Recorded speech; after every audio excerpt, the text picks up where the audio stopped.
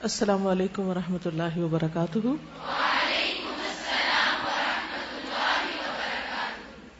نحمده ونصلی علی رسولہ الکریم، اما بعد فاعوذ باللہ من الشیطان الرجیم، بسم اللہ الرحمن الرحیم۔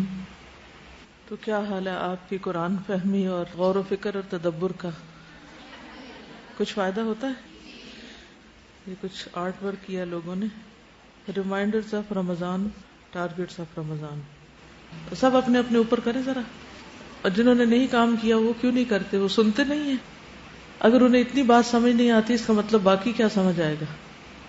کل میں سب کے کارڈ دیکھوں گی، اس میں کوئی ایکسکیوز نہیں ہے، یہ والنٹری کام نہیں ہے، یہ آبلیگیٹری ہے۔ جو اسٹوڈنٹس ہیں الہدا کے خاص طور پر، وہ سب یہ کام کر کے آئیں گے اور کل مجھے دکھائیں گے۔ انہوں نے الف لام میم پارا کے لکھے ہیں، لکھے تو اچھے ہیں لیکن یہ کہ باریک ہیں بہت، اور ایسے طریقے سے کارڈز بنائیں کہ مثلا 30 کارڈز ایک ہی سائز کے لیں اور ایک مخصوص سائز کے اندر مخصوص سائز کا لکھیں، اور ان کو اکٹھے اس طرح رکھ لیں کہ اوپر ربڑ بینڈ چڑھا لیں، یا پھر کوئی ایسی ڈائری بنائیں کہ جس میں آپ لکھ لیں، تاکہ اگلے سال آپ کو پھر کام آئے۔ اب یہ بھی انہوں نے بنایا ہے، اور اس کے اندر اللہ سبحانہ وتعالیٰ کے لیے جو کام ہم کرتے ہیں وہ کیسا ہونا چاہیے؟ جی کیسا ہونا چاہیے؟ ایکسیلنٹ لیول پہ ہونا چاہیے، جیسے انہوں نے کیا ہے۔ بہت اچھی دعا لکھی ہے، آپ دیکھیں کیلی گرافی بھی اچھی ہے، کلر بھی اچھا چوز کیا، کیونکہ اس میں میسج خوب واضح ہو رہا ہے۔ اب اگر گھر میں یہ کہیں بھی لگا ہوا ہو کسی دیوار پر، کوئی بھی گھر کا شخص مس کر سکتا ہے اس کو، کوئی بھی پڑھنے سے رہے گا، ایسا پیغام ہونا چاہیے، ایسی چیز لکھنی چاہیے کہ جس سے ہم فائدہ اٹھا سکیں۔ یہ بھی طریقہ اچھا ہے کیونکہ اس میں ریڈ کلر کے اوپر وائٹ کلر پہ لکھا گیا ہے، اور اس کے ساتھ ساتھ بلیک کلر میں لکھا گیا ہے، نظر تو آ رہا ہے، لیکن جس طرح دعائیں وغیرہ اور مین ریمائنڈر جو ہیں اس پہ نظر آ رہے ہیں، وہ کسی اور چیز پر نہیں، تو اس چیز کو ذہن میں رکھیے۔ ڈائری بنا لیں۔ ایک تھے رمضان ریمائنڈرز اور اب ہے پارا ریمائنڈرز۔ تو رمضان ریمائنڈر تو آپ چارٹ کی شکل میں بنائیں تاکہ پورا رمضان آپ ان کو دیکھیں، آپ کام کریں، اور پھر رمضان کے اینڈ میں کیا کریں؟ اتار کے رکھ دیں اگلے رمضان کے لیے، ٹھیک۔ لیکن پارا ریمائنڈرز جو ہیں یہ اگر ڈائری کی شکل میں ہوں گے تو زیادہ فائدہ مند ہے، تاکہ آپ سارا سال بھی ان کو دیکھ سکتے ہیں، یہ جب کبھی ضرورت پڑے، اور جب اللہ آپ کو توفیق دے کہ آپ دوسروں کو سکھائیں تو یہ ہینڈی نوٹس اتنے مفید ہیں۔ یعنی اب میں نے پچھلے جتنے سالوں میں جو کچھ لکھا ہے وہ سب کچھ اس کے اندر محفوظ ہے۔ اب مجھے تیاری کرنے میں دیر نہیں لگتی کیونکہ مین چیزیں سامنے رکھی ہوئی ہیں، اور اگر یہ نہ لکھا ہو، کوئی اس کاغذ پہ، کوئی اس پہ، کوئی کہیں گم گیا، کوئی کہیں اڑ گیا، تو اینڈ آف دا ڈے میرے ہاتھ میں کیا ہے؟ کچھ بھی نہیں نا۔ تو اگر آپ کی نیت ہے آپ نے خادم قرآن بننا ہے تو پھر اپنے خزانوں کو محفوظ بھی کریں، اپنے علم کو محفوظ کریں۔ اب یہ آپ کی نیت پہ ڈیپینڈ کرتا ہے۔ چلیے 3 دفعہ اپنی انگلیوں پہ گن کے یہ پڑھیے، سبحان اللہ والحمد للہ ولا الہ الا اللہ واللہ اکبر۔ اس تسبیح کے بارے میں نبی صلی اللہ علیہ وسلم نے کیا فرمایا کہ یہ مجھے ہر اس چیز سے زیادہ محبوب ہے جس پر سورج طلوع ہوتا ہے، ہر چیز سے زیادہ پیاری۔ تو ہمیں کیا کرنا چاہیے؟ ہمیں اس سے کتنا پیار ہونا چاہیے؟ ہمیں بھی ہر چیز سے زیادہ اس سے پیار ہونا چاہیے۔ جب کسی چیز سے محبت ہوتی ہے تو اس چیز کا ذکر آتے ہی دل خوش ہونے لگتا ہے، تو جب اس تسبیح کے پڑھنے کا خیال آئے، یاد آئے، تو خوش ہو کر پڑھیں، یہ مطلوب ہے آپ سے۔ پارہ شروع کرنے سے پہلے چند ایک باتیں آپ سے کرنا چاہوں گی۔ یہاں آنے کا مقصد آپ کیا سمجھتے ہیں؟ کیوں آتے ہیں یہاں، اور کیا کرنا چاہتے ہیں؟ یہاں آنے کا کیا فائدہ ہے؟ کیا مقصد ہے؟ کیا اس لیے کہ آپ کو گھر سے الہدا بھیج دیا جاتا ہے اور الہدا سے اس ہال میں بھیج دیا جاتا ہے کہ جائیں 2 گھنٹے گزار کر آئیں، آپ کے لیے کمپلسری؟ اپنی اصلاح واقعی اصلاح چاہتے ہیں؟ اور کیا چاہتے ہیں؟ اپنے عمل میں تبدیلی کے لیے، علم انکریز کرنے کے لیے، اور نیکیوں کی طرف دوڑنے کے لیے۔ میں آپ کو ایک گول دیتی ہوں، اپنے اس رمضان کو لائف چینجنگ ایکسپیرینس بنانے کے لیے۔ کس لیے؟ لائف چینجنگ ایکسپیرینس بنانے کے لیے۔ رمضان کا مہینہ تبدیلی کا مہینہ، اپنی زندگی میں زبردست تبدیلی لانے کے لیے میں یہاں آتی ہوں، اپنی زندگی میں زبردست تبدیلی لانے کے لیے. میرا ٹارگٹ یہ ہے کہ میری رمضان سے پہلے کی زندگی اور بعد کی زندگی میں بہت بڑا فرق آ جائے. فرق کس قسم کا؟ وہ جو میرے رب کو پسند آ جائے. اگر آپ بعد میں بھی وہی کچھ رہیں اس رمضان کے گزرنے کے اور پورا قرآن سننے کے بعد جو آپ رمضان سے پہلے تھے، تو پھر گویا آپ نے کچھ بھی نہیں پایا، صرف وقت ضائع کیا. آپ آئے، بیٹھے، سنا اور پھر چلے گئے. تھوڑی دیر کے لیے انجوائے کیا، تھوڑی دیر کے لیے آرام کیا، نیند وغیرہ بھی اچھی بیچ میں آ گئی کیونکہ ایسی مجلسوں میں سکینت اترتی ہے، اور اس کے بعد واپس اپنی زندگی کے انہی مشغلوں میں. تو ایسا کرنا کیسا عمل ہے؟ بغیر مقصد کے آنا، بغیر مقصد کے بیٹھنا اور بغیر مقصد کے اٹھ کے چلے جانا. سب سے پہلے تو اس بات کو سوچیے کہ کیا ہمیں اس چینج کی ضرورت ہے؟ کیا آپ اپنی زندگی سے بالکل مطمئن ہیں یا آپ چاہتے ہیں کہ آپ اس سے بھی بہتر بن جائیں؟ کیا ہم سب کے اندر بہتری کی گنجائش ہے؟ کیا ہم سب کو بہتر بننے کی ضرورت ہے؟ جی ہاں، ہم سب کو ضرورت ہے. اس لیے بہت ضروری ہے کہ ہم اس بہتری کے لیے ایک پلاننگ کریں. اور اللہ سبحانہ وتعالیٰ نے سال میں ایک مہینہ جو ہمارے لیے رکھا ہے، یہ ہر سال ہمارے اندر ایک بہتر تبدیلی لانے کا مہینہ ہے. چینجنگ ٹورڈز بیٹر لائف، بہترین زندگی کی طرف ایک قدم، تبدیلی کا مہینہ، تبدیلی کا ایکسپیرئنس. تو رمضان اور قرآن دونوں آپ کے اندر آپ کو بہتر انسان بنانے کے لیے ایک بڑا اہم کردار ادا کرتے ہیں. یہ آپ پہ ڈپینڈ کرتا ہے کہ آپ کیا کرتے ہیں، آپ اس کو کس طرح لیتے ہیں. مثلا بارش برس رہی ہوتی، لیکن کیا سب لوگ بارش میں بھیگتے ہیں؟ کون بھیگتا ہے اس میں؟ جو بارش میں جاتا ہے وہی بھیگتا ہے. ٹھنڈی ہوا کون کھاتا ہے؟ جو اندر بیٹھا رہتا ہے یا باہر نکل کے اس کو انجوائے کرتا ہے؟ جو باہر نکلتا ہے. تو اس کے لیے 3 کام آپ نے کرنے ہیں. سب سے پہلے نیت کے ساتھ اس ہال میں داخل ہوں، نیت کے ساتھ گھر سے نکلیں، نیت کے ساتھ سفر کریں، نیت کے ساتھ آپ بلڈنگ میں داخل ہوں اور نیت کے ساتھ اس ہال میں داخل ہوں. کس چیز کی نیت؟ کہ اللہ اس رمضان کے ذریعے میرے اندر ایک بہترین تبدیلی آ جائے، پورا قرآن سن کر میرے اندر ایک بہتر انسان بننے کا عمل شروع ہو جائے، مجھے علم نافع، رزق طیب اور عمل متقبل نصیب فرما.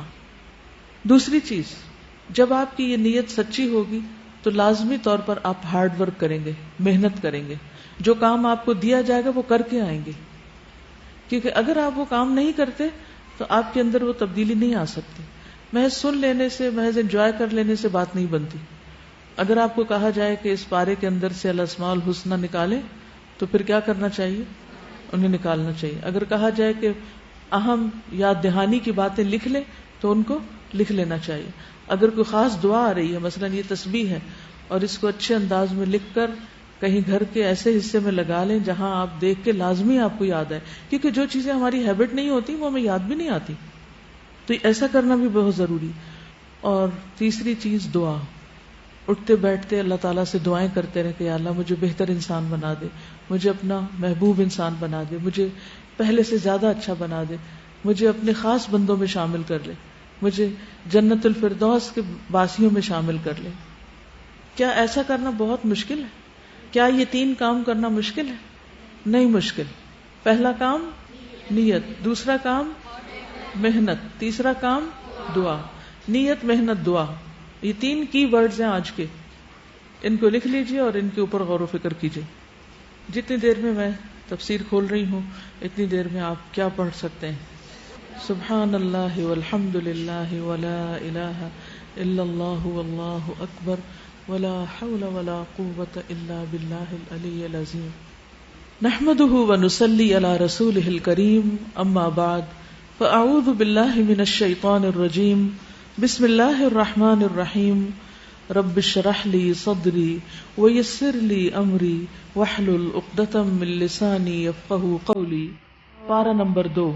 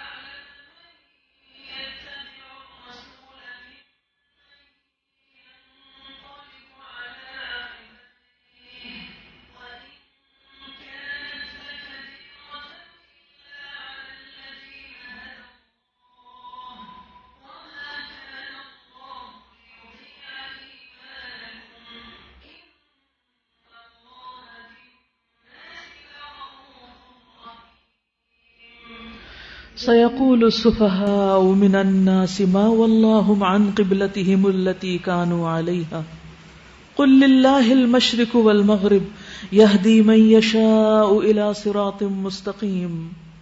نادان لوگ ضرور کہیں گے انہیں کیا ہوا کہ پہلے یہ جس قبلے کی طرف رخ کر کے نماز پڑھتے تھے اس سے یکایک پھر گئے. اے نبی صلی اللہ علیہ وسلم ان سے کہیے مشرق اور مغرب سب اللہ کے ہیں، اللہ جسے چاہتا ہے سیدھی راہ دکھا دیتا ہے. اللہ سبحانہ وتعالی نے بنی اسرائیل کو تمام قوموں پر فوقیت عطا کی، ان کے اندر انبیاء بھیجے، ملوک بھیجے، بادشاہ بھیجے اور انہیں دنیا بھر کی نعمتوں سے نوازا. لیکن جب انہوں نے پے در پے اللہ تعالیٰ کی نافرمانیاں کی اور اللہ تعالیٰ کے احکامات کا مذاق اڑایا تو اللہ سبحانہ وتعالیٰ ان سے ناراض ہو گئے اور ان سے وہ مرتبہ لے لیا گیا جو انہیں اس وقت تک عطا کیا گیا تھا جب تک حضور صلی اللہ علیہ وسلم تشریف لائے. نبی صلی اللہ علیہ وسلم کے ابتدائی 13 سال مکہ میں گزرے، پھر آپ نے ہجرت فرمائی. ہجرت کے بعد جب آپ مدینہ پہنچے تو آپ نے دیکھا کہ اس وقت یہود بیت المقدس کی طرف منہ کر کے نماز پڑھتے ہیں. اللہ سبحانہ وتعالیٰ نے مسلمانوں کو بھی یہی حکم دیا کہ وہ فی الحال اسی قبلے کو فالو کریں، لیکن چونکہ آخری نبی کی علامت یہ تھی کہ ان کا قبلہ بیت المقدس نہیں خانہ کعبہ ہوگا، تو آپ صلی اللہ علیہ وسلم اس بات کا انتظار بھی کر رہے تھے. اور آپ کی نبوت کی نشانیوں میں سے بھی ایک نشانی تھی کہ آخری نبی کا قبلہ یہی ہوگا.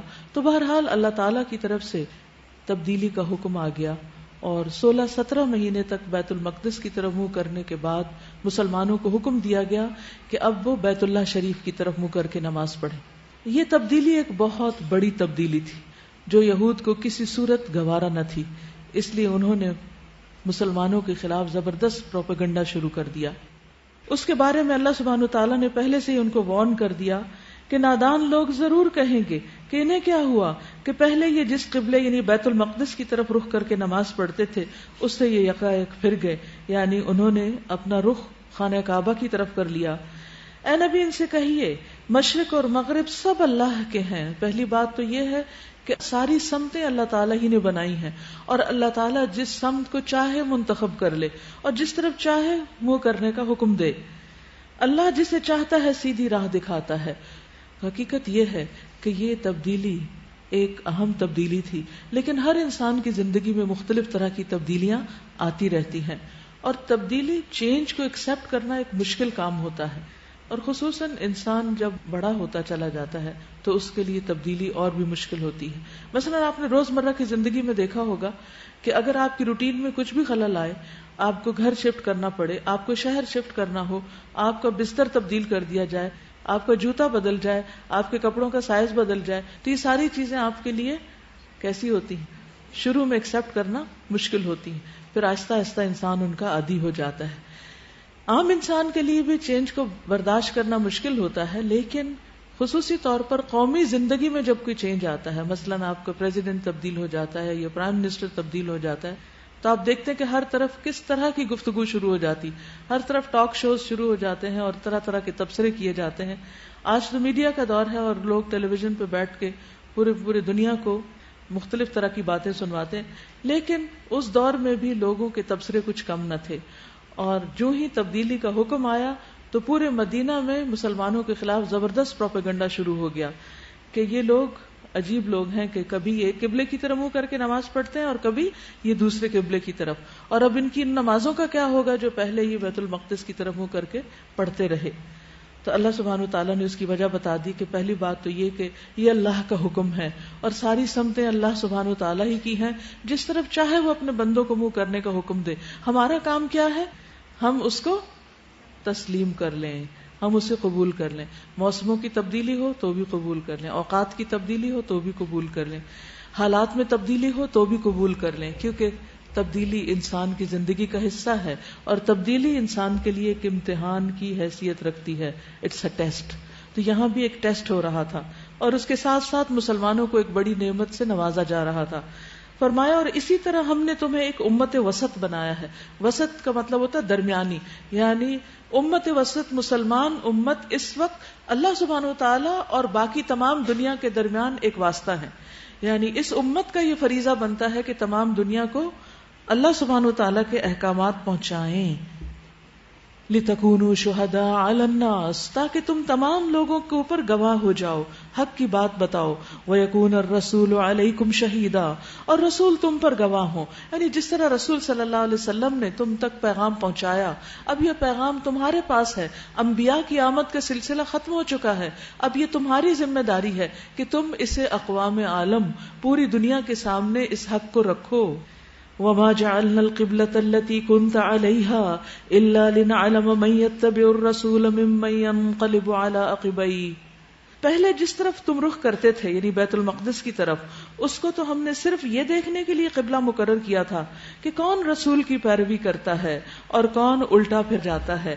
یعنی اللہ سبحانہ وتعالیٰ نے پہلے اس قبلے کی طرف رخ کرنے کا حکم کیوں دیا؟ لوگوں کا امتحان لینے کے لیے. اور امتحان کیا تھا؟ کہ کون رسول کا اتباع کرتا ہے، کون رسول کو فالو کرتا ہے. ہم سب کی زندگی میں بھی یہ ایک امتحان ہے کہ ہم میں سے کون اپنی مرضی کرتا ہے دین کے معاملے میں اور کون اللہ کے رسول صلی اللہ علیہ وسلم کی پیروی کرتا ہے. رسول اللہ صلی اللہ علیہ وسلم نے فرمایا میری ساری امت جنت میں جائے گی سوائے ان کے جنہوں نے انکار کیا.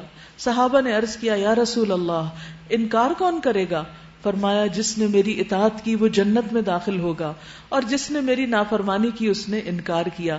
تو گویا رسول اللہ صلی اللہ علیہ وسلم پر ایمان لانے کا مطلب یہ ہے کہ وہ جس چیز کا حکم دیں اسے مان لیا جائے. اور آپ کو معلوم ہے قبلے کی تبدیلی کا حکم عین نماز کے اندر آیا. نبی صلی اللہ علیہ وسلم نماز لیڈ کر رہے تھے، آپ نے اللہ سبحانہ وتعالیٰ کا حکم اسی لمحے مان لیا اور فوراً اپنا رخ تبدیل کر لیا. اور آپ کے پیچھے پیچھے آپ کے فٹ سٹیپس پر صحابہ نے بھی اسی وقت تبدیلی کر لی، بغیر چوں چراں کے، بغیر کسی حجت بازی کے، بغیر کسی بحث میں پڑے.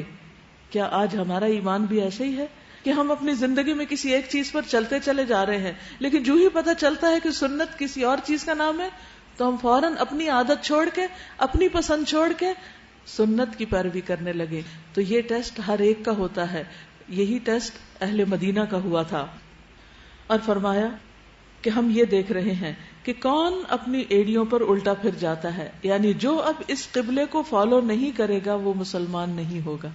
اب مسلمان ہونے کی پہچان یہ ہے کہ انسان نماز کے وقت لازمی طور پر اس قبلے کو فالو کرے. وَإِن كَانَتْ لَكَبِيرَةً إِلَّا عَلَى الَّذِينَ هَدَى اللَّهُ یہ معاملہ تھا تو بڑا سخت، بڑا مشکل، تاریخی روایات کو تبدیل کرنا، تاریخ بدلنا، مگر ان لوگوں کے لیے کچھ بھی سخت ثابت نہ ہوا جو اللہ کی ہدایت سے فیض یاب تھے. یعنی جن کے دلوں میں ایمان تھا ان کے لیے ماننا کچھ بھی مشکل نہیں تھا، کیونکہ ایمان تو تقاضا ہی اس بات کا کرتا ہے کہ انسان اللہ تعالیٰ کی بات کو فوراً مان لے. وَمَا كَانَ اللَّهُ لِيُضِيعَ إِيمَانَكُمْ پھر یہ جو تمہارے وسوسے اور خیالات ہیں کہ ہماری پچھلی نمازوں کا کیا بنا، تو اللہ ایسا نہیں کہ تمہارے ایمان کو ضائع کر دے. یہاں ایمان سے مراد نماز ہے.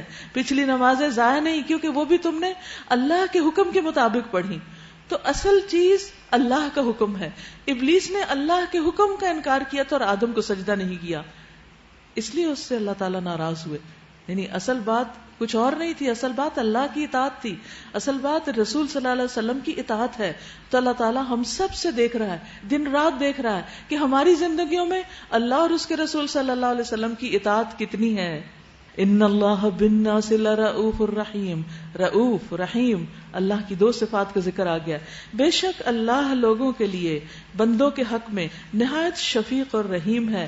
یعنی وہ ان کی کوششوں کو، ان کی محنت کو، ان کے ہارڈ ورک کو ضائع نہیں کرتا. یعنی جو انسان اللہ تعالیٰ کی خوشی کے لیے کوئی بھی اچھا کام کرتا ہے، اللہ تعالیٰ اس سے خوش اور راضی ہو جاتا ہے اور اس کی کوشش کو ضائع نہیں کرتا. یہی وجہ ہے کہ ہم دیکھتے ہیں کہ جیسے مجتہد اگر اس کے فیصلے میں غلطی بھی ہو تو بھی اللہ تعالیٰ اس کو ایک اجر دے دیتے ہیں. یعنی وہ غلطی کر رہا ہے اور اللہ تعالیٰ اس کو اجر دے رہے ہیں. کیوں؟ اس لیے کہ وہ اچھی نیت کے ساتھ صحیح بات تک پہنچنے کی جد و جہد میں لگا ہوا ہے، کوشش کر رہا ہے. تو اللہ سبحانہ وتعالیٰ اپنے بندوں کے ساتھ کبھی بھی ظلم نہیں کرتا. وہ تو ہمارے ماں باپ سے بڑھ کر ہمارے لیے رحیم اور شفیق ہے. پھر فرمایا قد نرى تقلب وجهك في السماء فلنولينك قبلة ترضاها یہ تمہارے منہ کا بار بار آسمان کی طرف اٹھنا ہم دیکھ رہے ہیں. یعنی نبی صلی اللہ علیہ وسلم کو اللہ تعالیٰ کے حکم کا انتظار تھا. اور یہ ایک حقیقت ہے کہ جب ہم اللہ تعالیٰ کے بارے میں سوچتے ہیں، اللہ کی یاد آتی ہے، تو ہماری نگاہیں بیٹھے بیٹھے بھی کدھر اٹھ جاتی. ایک دم بالکل نیچرل ہے کہ جو ہی اللہ سے بات کرنے کو دل چاہتا تو بس اوپر ہی آنکھیں اٹھ جاتی، کیونکہ اللہ تعالیٰ اوپر ہے، اپنے عرش پر ہے. اللہ تعالیٰ ہر چیز میں نہیں ہے اور ہر جگہ نہیں ہے، وہ اپنے عرش پر ہے. لہذا نبی صلی اللہ علیہ وسلم اللہ تعالیٰ کے حکم کا انتظار کرتے ہوئے اوپر دیکھتے تھے. فَلَنُوَلِّيَنَّكَ قِبْلَةً تَرْضَاهَا، تو اللہ تعالیٰ نے وعدہ کیا کہ ہم اسی قبلے کی طرف تمہیں پھیر دیں گے جسے تم پسند کرتے ہو. اور اب حکم آ گیا فَوَلِّ وَجْهَكَ شَطْرَ الْمَسْجِدِ الْحَرَامِ، مسجد حرام کی طرف رخ پھیر دو. حکم آ گیا، جس بات کا انتظار تھا وہ بات پوری ہو گئی. اب جہاں کہیں تم ہو اسی کی طرف منہ کر کے نماز پڑھا کرو. یہ لوگ جنہیں کتاب دی گئی تھی خوب جانتے ہیں کہ تحویل قبلہ کا یہ حکم ان کے رب ہی کی طرف سے ہے اور برحق ہے، مگر اس کے باوجود جو کچھ یہ کر رہے ہیں اللہ اس سے غافل نہیں. تم ان اہل کتاب کے پاس خواہ کوئی نشانی لے کر آؤ، ممکن نہیں کہ یہ تمہارے قبلے کی پیروی کرنے لگے، کیونکہ کوئی شخص جب ضد میں آ کر کسی کام کا کسی بات کا انکار کر دیتا ہے تو پھر دلائل اس کو فائدہ نہیں دیا کرتے. یہاں بھی زندگی کا ایک بڑا اہم اصول ہمیں سکھا دیا گیا. جیسے ابلیس نے انکار کیا تو اسے کسی قسم کی پھر کوئی بات سمجھ نہیں آئی. سمجھنے والے کے لیے تو اتنا ہی کافی تھا کہ اللہ کا حکم ہے، اس کے بعد کسی بھی قسم کی حجت بازی کیسی، بحث کیسی. اللہ کا حکم اللہ کا حکم، بس اس کا مان لینا ہی ہم سب کے لیے لازم ہے. تو یہاں بھی آپ دیکھیں کہ نبی صلی اللہ علیہ وسلم کو یہ بتایا جا رہا ہے کہ یہود آپ پر اعتراض کریں گے، وہ بحث کریں گے، وہ آپ کو ستائیں گے، تنگ کریں گے، آپ کے خلاف پروپیگنڈا کریں گے، لیکن آپ پریشان نہیں ہوں. اور ان کو آپ کتنی بھی دلیلیں دے کر مطمئن کریں، یہ کبھی مطمئن ہونے والے نہیں. جب زندگی میں کسی بھی ایسے انسان سے واسطہ پڑے یا کچھ ایسے لوگوں سے واسطہ پڑے کہ جو اس اصول پر عمل کرتے ہوں کہ مان کر نہیں دیں گے، ہم نہ مانیں. کچھ لوگ ہوتے ہیں نا زندگی میں جو کیا کرتے ہیں، ہم نہ مانیں، بس آپ جو مرضی کر لیں ہم نے ماننا ہی نہیں. تو پھر ایسے لوگوں کے ساتھ کیا کرنا چاہیے؟ بحث چھوڑ دینی چاہیے، ان کو ان کے حال پہ چھوڑ دینا چاہیے، اور آپ کو جو کام صحیح لگتا ہو آپ اس کو کرتے چلے جائیں. وما انت بتابع قبلتهم، اور آپ بھی ان کے قبلے کی پیروی کرنے والے نہیں کیونکہ آپ حق پر ہیں. وما بعضهم بتابع قبلة بعض، اور ان میں سے بعض کی قبلے کی پیروی نہیں کرتے، یہود نصارہ کے اور نصارہ یہود کی، حالانکہ دونوں بیت المقدس کی طرف منہ کرتے ہیں، اس کے باوجود وہ دونوں اکٹھے نہیں. تو انہیں تم پر اعتراض کرنے کا کیا حق ہے؟ بعض اوقات ایک غلطی خود انسان کے اپنے اندر ہوتی ہے، لیکن وہی غلطی جب کسی کے اندر نظر آتی ہے تو انسان اس پر اعتراض شروع کر دیتا ہے. وَلَئِنِ اتَّبَعْتَ أَهْوَاءَهُمْ مِنْ بَعْدِ مَا جَاءَكَ مِنَ الْعِلْمِ إِنَّكَ إِذًا لَّمِنَ الظَّالِمِينَ، اور اگر تم نے اس علم کے بعد جو تمہارے پاس آ چکا ہے ان کی خواہشات کی پیروی کی، یعنی اہل کتاب کی باتیں مان لی، تو یقیناً تمہارا شمار ظالموں میں ہوگا. یعنی علم والوں کو بے علم لوگوں کی پیروی نہیں کرنی چاہیے. آپ کون ہیں؟ واقعی جی، قرآن کھلا ہے آپ کے سامنے، آپ اہل علم میں سے ہیں. لہٰذا یہاں سے نکل کر باہر جا کر آپ کی زندگی ان لوگوں کی طرح نہیں ہونی چاہیے جن کے پاس قرآن کا علم نہیں. اور اگر علم آنے کے بعد بھی کوئی شخص بے علم لوگوں کے طریقے پر چلتا رہے تو پھر اس کے لیے کیا حکم ہے؟ وہ کون ہے؟ ظالم. الذین آتیناہم الکتاب یعرفونہ کما یعرفون ابناءہم، جن لوگوں کو ہم نے کتاب دی ہے وہ اس مقام کو جسے قبلہ بنایا گیا ہے ایسا پہچانتے ہیں جیسا اپنی اولاد کو پہچانتے ہیں، مگر ان میں سے ایک گروہ جانتے بوجھتے حق کو چھپا رہا ہے. یعنی ایسے لوگ بھی ہوتے ہیں، اللہ تعالیٰ کھول کھول کے لوگوں کی نفسیات ہمارے سامنے رکھ رہے ہیں کہ ایسے لوگ بھی ہوتے ہیں جن کو یہ پتا ہوتا ہے کہ حق کیا ہے، حق کو جانتے ہیں، پہچانتے ہیں، لیکن مانتے نہیں، اپنے ضمیر کے خلاف بات کرتے ہیں. تو ایسے لوگوں کے بارے میں کیا فرمایا کہ وہ جانتے بوجھتے حق کو چھپا رہے ہیں. یہ قطعی ایک امر حق ہے تمہارے رب کی طرف سے، الحق من ربک فلا تکونن من الممترین، لہٰذا تم اس کے بارے میں ہرگز کسی شک میں نہ پڑو، یعنی لوگوں کی باتوں میں مت آنا، ان کے کہنے سے تم پریشان نہ ہونا اور اپنی بات کو چھوڑ نہیں دینا. یاد رکھیے انسان کے لیے ضروری ہے کہ جب حق سامنے آ جائے تو اس کو مضبوطی سے پکڑ لے، خواہ ساری دنیا اس کی مخالفت کرے، خواہ انسان کی اندر کی خواہشات اس کے خلاف ہوں، کچھ بھی ہو، لیکن اللہ سبحانہ وتعالیٰ کی بات کو سب سے زیادہ اہمیت دے. پھر فرمایا وَلِكُلٍّ وِجْهَةٌ هُوَ مُوَلِّيهَا فَاسْتَبِقُوا الْخَيْرَاتِ، ہر ایک کے لیے ایک رخ ہے، یعنی ہر شخص کی زندگی کا ایک سینٹر آف لائف ہے، ہر شخص کی محبت کا ایک مقام ہے جس کی طرف وہ مڑتا ہے، بس تم بھلائیوں کی طرف سبقت کرو۔ مومن کے لیے سینٹر آف لائف کیا ہوتا ہے؟ نیکیوں کے لیے دوڑ لگانا، وہ نیکیوں کے مواقع دیکھتا ہے اور پھر ان مواقع سے پورا پورا فائدہ اٹھاتا ہے۔ جہاں بھی تم ہوگے اللہ تمہیں پالے گا، اس کی قدرت سے کوئی چیز باہر نہیں، لہذا تمہارا گزر جس مقام سے بھی ہو وہیں سے اپنا رخ نماز کے وقت مسجد حرام کی طرف پھیر دو، کیونکہ یہ تمہارے رب کا بالکل برحق فیصلہ ہے۔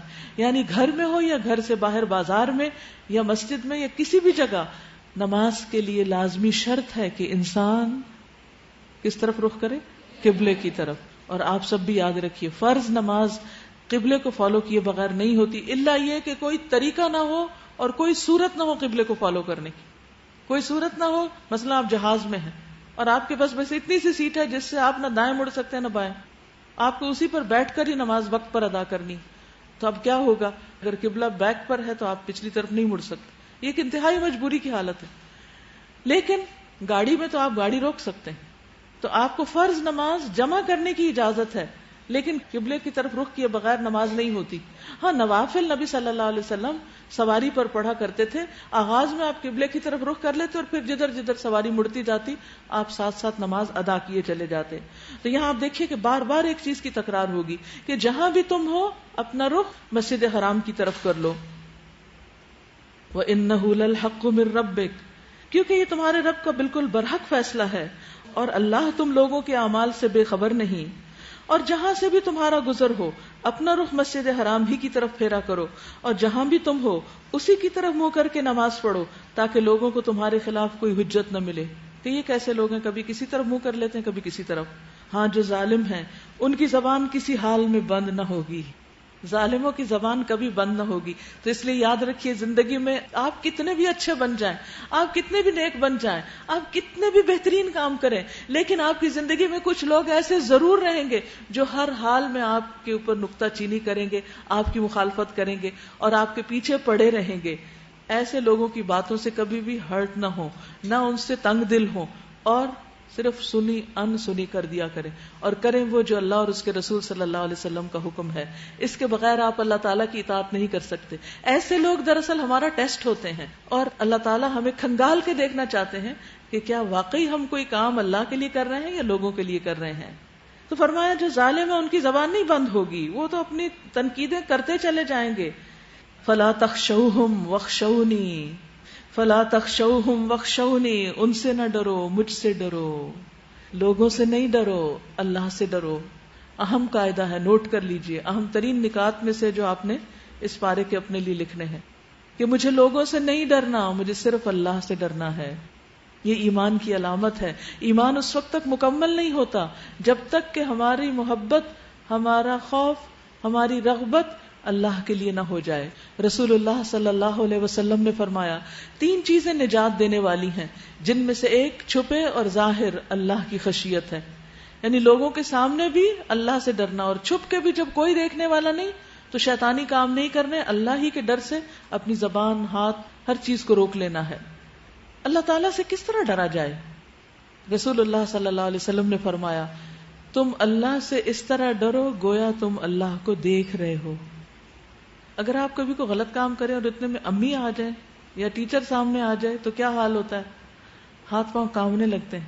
کبھی بچپن میں ایسے ہوا ہوگا، یا جیسے کوئی رنگے ہاتھوں پکڑا جاتا ہے تو خوف کا کیا عالم ہوتا ہے۔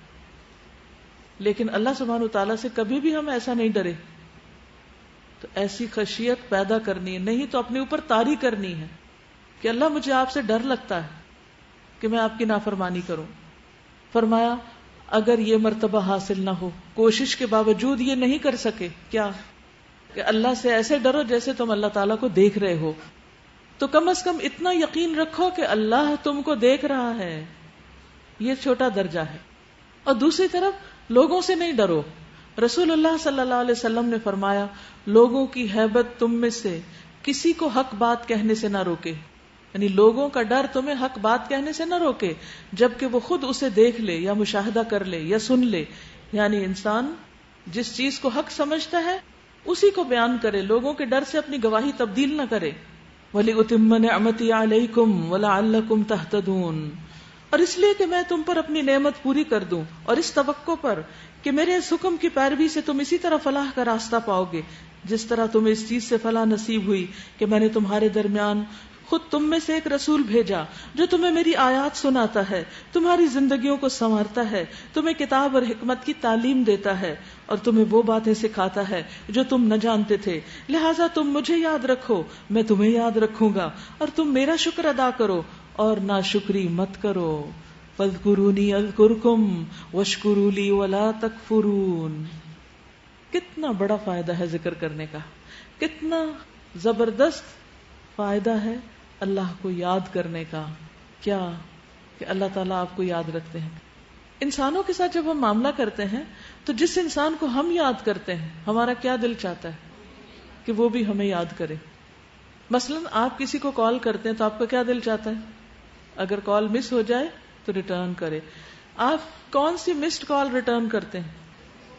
ہر ایک کی کرتے ہیں؟ نہیں، جس کو آپ یاد کرتے ہیں، جس کو آپ فون کرنے والے تھے اور اس نے پہلے کر دیا اور اتفاق سے آپ مس کر گئے تو آپ فوراً سب کام چھوڑ کر ریٹرن کرتے ہیں۔ اوکے، جب آپ میسج کرتے ہیں تو آپ کا کیا دل چاہتا ہے کہ آپ کے میسج کا جواب دیا جائے۔ آپ ای میل کرتے ہیں تو آپ کا کیا دل چاہتا ہے کہ آپ کی ای میل کو اکنالج کیا جائے۔ عام روزمرہ زندگی میں یہ انسان کی ایک فطری سی خواہش ہے کہ جس سے وہ محبت کرتا ہے، جس کو وہ چاہتا ہے وہ بھی اس کو چاہے، جس کو وہ یاد کرتا ہے وہ بھی اس کو یاد کرے، جس کو وہ مس کرتا ہے وہ بھی اس کو مس کرے۔ خواہ انسان زبان سے کہے یا نہ کہے لیکن انسان کی یہ خواہش ہوتی۔ لیکن کیا انسانوں میں سے کوئی انسان ایسا ملا آپ کو جو یہ سب کچھ کرے آپ کے لیے؟ کیوں نہیں کر پاتے؟ انسان چاہنے کے باوجود بعض اوقات نہیں کر پاتے۔ ہر انسان سے کبھی نہ کبھی آپ ڈس اپوائنٹ ہو جاتے ہیں، لیکن ایک ہستی ایسی ہے کہ جس سے آپ کبھی بھی ڈس اپوائنٹ نہیں ہو سکتے، جس کو یاد کرتے ہی وہ آپ کو یاد کرنے لگتا ہے، جس کو آپ یاد کریں وہ فوراً آپ کو یاد کرے گا۔ فاذکرونی اذکرکم، اور اس سے سچی بات کسی اور کی ہو بھی نہیں سکتی۔ نبی صلی اللہ علیہ وسلم نے فرمایا، اللہ تبارک و تعالی فرماتے ہیں، اے ابن آدم، جب تم اکیلے میں میرا ذکر کرتے ہو تو میں اکیلے میں تمہارا ذکر کرتا ہوں۔ اکیلے ذکر کی بھی ایک بہت خوبصورت چیز ہوتی کہ جس میں انسان اس طرح یاد کرتا ہے جو مجلس میں نہیں کر سکتا، اور جب تم مجلس میں میرا ذکر کرتے ہو تو میں تمہارا ذکر اس سے بہتر مجلس میں کرتا ہوں جس میں تم میرا ذکر کرتے ہو۔ یعنی تمہاری مجلس تو انسانوں کی مجلس ہوتی جس میں نیک اور گناہگار سب شامل ہوتے ہیں، اور اللہ کی مجلس فرشتوں کی ہوتی ہے جو سب نیک ہوتے ہیں اور اللہ کے مقرب ہوتے ہیں اور انتہا درجے کے خیر خواہ ہوتے ہیں۔ تو اس لیے جب آپ کسی انسان کو مس کریں، کسی انسان کی یاد ستائے تو کیا کریں؟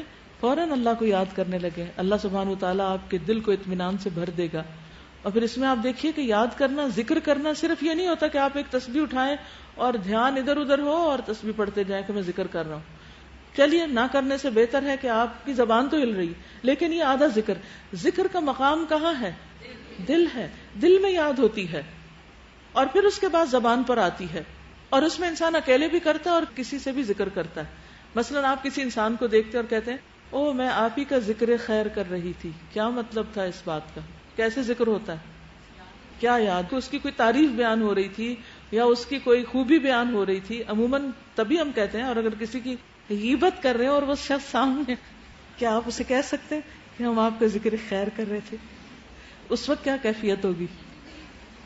اس وقت تو ہوا بھی نہیں لگنے دیں گے کہ آپ کا کوئی ذکر بھی ہو رہا تھا، ٹھیک ہے نا؟ ڈر جائیں گے کہ کہیں اس کو پتہ نہ چلے کہ میں اس کے بارے میں، بلکہ بات کرنے سے پہلے بھی ادھر ادھر دیکھ رہے تھے کہ کہیں وہ شخص آ تو نہیں رہا، کہیں سے سن تو نہیں رہا۔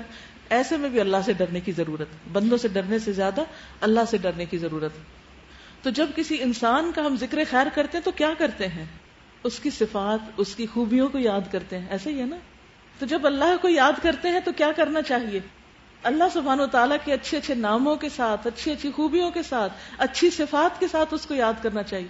یہ میں کیوں آپ کو اسماء الحسنی لازم ہے، یہ فرض کے درجے میں کام ہے آپ کا۔ پورے قرآن سے آپ نے الاسماء الحسنی کو ہائی لائٹ کر کے اور الگ الگ روز لکھنا ہے، اور قرآن کی تلاوت کرتے ہوئے بھی ان کے اوپر توجہ رکھنی ہے۔ ہو سکے تو خاص کلر کے ساتھ آپ سارے ناموں کو ہائی لائٹ کر لیں تاکہ جب اس پر تلاوت آپ کریں تو بغیر کسی محنت کوشش کے فوراً اس پر آپ کا دھیان آ جائے۔ تو اس میں یہ ہے کہ اللہ کو یاد کرنا صرف چند کلمات کا پڑھنا نہیں ہوتا، بلکہ کیا کرنا ہوتا ہے؟ اللہ تعالیٰ کی صفات کو یاد کرنا، اللہ کی خوبی. وہ بڑا ہی مہربان ہے، وہ بڑا رحیم ہے، وہ بہت قدردان ہے، وہ ایک کن کہہ کے سب کچھ کر سکتا ہے، سب سے بڑا ہے، ساری طاقت اس کے پاس ہے، وہ بار بار ہمارے گناہ بخشتا ہے، وہ رزق ہم کو دیتا ہے، یہ ساری چیزیں اسی کے، وہ بہت شفقت کرنے والا ہے. تو یہ تمام چیزیں جو ہیں یہ آپ یاد کریں. تو ذکر کا طریقہ بھی آنا چاہیے، محض لفظ ذکر کافی نہیں. رسول اللہ صلی اللہ علیہ وسلم نے فرمایا تم لوگ اللہ کی عظمت کا جو ذکر کرتے ہو، یعنی اللہ سبحانہ وتعالیٰ کی کسی صفت کا ذکر کرتے ہو، یعنی تسبیح سبحان اللہ، تحلیل لا الہ الا اللہ اور تحمید الحمدللہ کے الفاظ کہتے ہو، تو یہ الفاظ عرش کے گرد چکر لگاتے ہیں. یہ الفاظ پہلے زمانے میں تو لوگوں کو شاید سمجھ نہ آئے کہ لفظ کیسے چکر لگاتے ہیں، لیکن ابھی تو آپ اس میں فلیش میں آپ دیکھیں کہ لفظ کیسے گھوم رہے ہوتے ہیں، موونگ تصویریں کیسے گھوم رہی ہوتی ہیں. تو ہمارے جو الفاظ ہیں وہ بھی عرش کے گرد طواف کرنے لگتے ہیں. ان کی ایسی بھنبھناہٹ ہوتی، آواز کے ساتھ ہوتے ہیں جیسے شہد کی مکھیوں کی بھنبھناہٹ ہوتی ہے. وہ اپنے کہنے والے کا اللہ کے دربار میں ذکر کرتے ہیں. کیا تم نہیں چاہتے کہ اللہ کے دربار میں تمہارا ذکر ہوتا رہے؟ کیا تم نہیں چاہتے؟ تو اس لیے کثرت سے ذکر کرتے رہنا ہے، اٹھتے بیٹھتے، اور خصوصاً سبحان اللہ والحمد للہ ولا الہ الا اللہ واللہ اکبر. اور پھر ذکر کے ساتھ ساتھ شکر. شکر کس چیز کا علاج ہے؟ تکبر کا. واشکروا لی ولا تکفرون، اور میرا شکر ادا کرو اور میری ناشکری نہ کرو.